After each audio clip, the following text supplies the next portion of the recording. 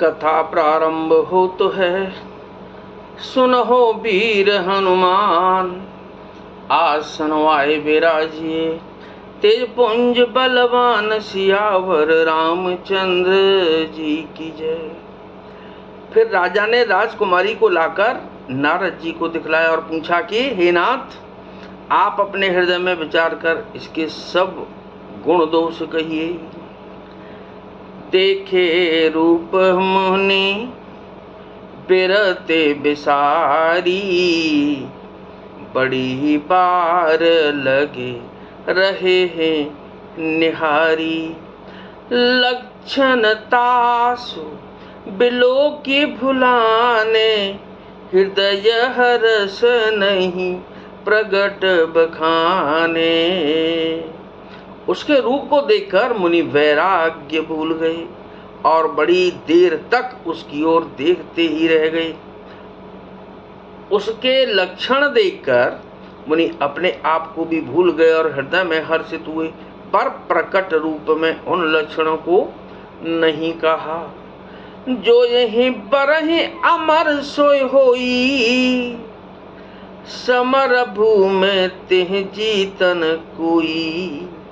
से बहि सकल चराचर ताही, बरहि शील निधि कन्या जाही। लक्षणों को सोचकर वे मन में कहने लगे कि जो इसे ब्याहेगा वह अमर हो जाएगा और रणभूमि में कोई उसे जीत ना सकेगा। यह शील निधि की कन्या जिसको बरेगी, सब चर अचर जीव उसकी सेवा करेंगे। लक्षण सब विचारी उर राखे, कछुक बनाए भूप सन भासे। सुता सुलक्षण कहि न पाही, नारद चले सोच मन माही। सब लक्षणों को विचार कर मुनि ने अपने हृदय में रख लिया और राजा से कुछ अपनी ओर से बनाकर कह दिया। राजा से लड़की के सुलक्षण कहकर नारद जी चल दिए, पर उसके मन में यह चिंता थी कि करो जाहि सोई जतन बेचारी। जेह प्रकार मोह पर कुमारी, जप तप कछु न होहित काला। हे विधि मिलहि कवन विधि बाला। मैं जाकर सोच विचार कर वही उपाय करूं जिससे यह कन्या मुझे ही बरे। इस समय जब तप से तो कुछ हो नहीं सकता। हे विधाता, मुझे यह कन्या किस तरह मिलेगी। एहि अवसर चाहिए परम, शोभा रूप विशाल।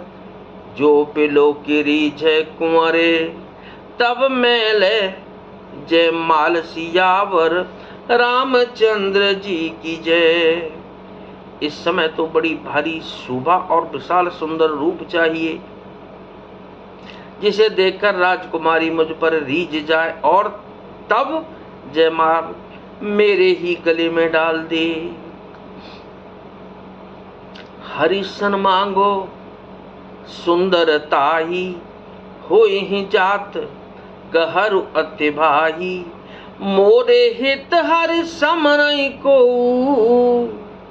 एहि अवसर सहाय सोई हो। एक काम करूं कि भगवान से सुंदरता मांगूं, पर भाई उनके पास जाने में तो बहुत देर हो जाएगी, किंतु श्री हरि के समान मेरा हितु भी कोई नहीं है, उनके समान कोई हितकारी भी तो कोई नहीं है। इसलिए इस समय वे ही मेरे सहायक हों।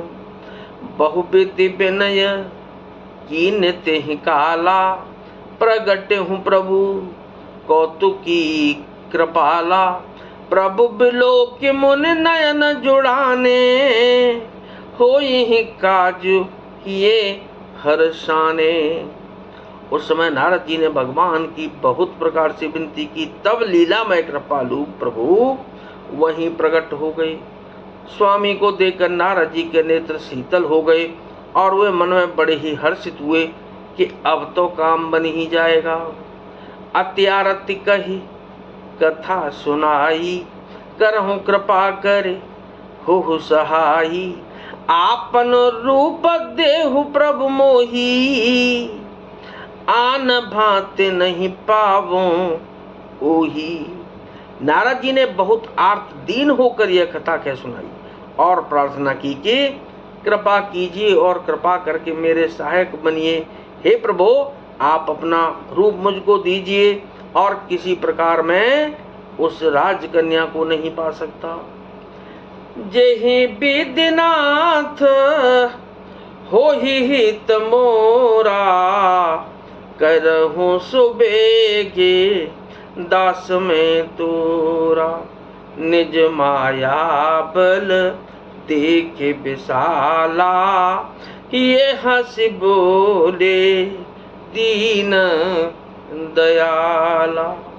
हे नाथ, जिस तरह मेरा हित हो आप वही शीघ्र कीजिए। मैं आपका दास हूँ। अपनी माया का विशाल बल देख दीन दयालु भगवान मन ही मन हंसकर बोले। क्या? जेहि विधि हो ही परम हित, नारद सुनहो तुम्हार। सोई हम करबन आन कछु, बचन नम्रसा हमार। सियावर रामचंद्र जी की जय। हे नारद जी, सुनो, जिस प्रकार आपका परम हित होगा हम वही करेंगे, दूसरा कुछ नहीं। हमारा वचन असत्य नहीं होता। कुपत मागरुज व्याकुल रोगी, वेदन देह सुनौ मन जोगी। ए विदिहित तुम्हार मैं ठयऊं, कही अस अंतरहित प्रभु भयहूं।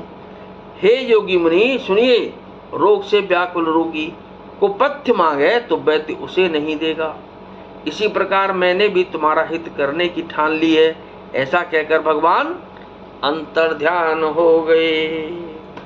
माया विवश भय मुनि मूढ़ा, समझी नहीं हरि गिरा निगूढ़ा। गवने तुरत तहार सिराई, जहां स्वयंवर भूमि बनाई।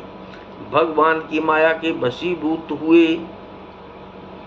मुनि ऐसे मूढ़ हो गए कि वे भगवान की अगूढ़ स्पष्ट वाणी को भी न समझ सकी।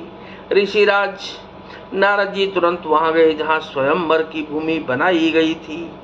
निज निज आसन बैठे ही राजा, बहु बनाव करे सहित समाजा। मुनि मन हरस रूपयति मोरे, मोहित जी आनहि बरे न बोरे। राजा लोग खूब सज धज कर समाज सहित अपने अपने आसन पर बैठे थे। मुनि नारद मन ही मन प्रसन्न हो रहे थे कि मेरा रूप बड़ा सुंदर है, मुझे छोड़ कन्या भूल कर भी दूसरे को नहीं बरेगी। मुनिहित कारण कृपा निधाना, दिनक रूप न जाए बखाना। सो चरित्र लखि काहू न पावा, नारद जान सबई सिर नावा। कृपा निधान भगवान ने मुनि के कल्याण के लिए उन्हें ऐसा कुरूप बना दिया कि जिसका वर्णन नहीं हो सकता। पर यह चरित्र कोई भी न जान सका। सबने उन्हें नारद ही जानकर प्रणाम किया। रहे तहां दुई रुद्रगण, ते जानैं सब भेव। विप्र वेश देखत फिरहि, परम कौतुकी तेउ। सियावर रामचंद्र जी की जय, पवन सुत हनुमान जी की जय। वहां दो शिव जी के गण भी थे। वे सब भेद जानते थे और ब्राह्मण का भेष बनाकर सारी लीला देखते फिरते थे। वे भी बड़े मौजी थे। अब आगे अगले एपिसोड में तो कथा विसर्जन हो तो है, विदा हो हनुमान। राम लखन और जानकी सदा करें कल्याण। सियावर रामचंद्र जी की जय, पवन सुत हनुमान जी की जय।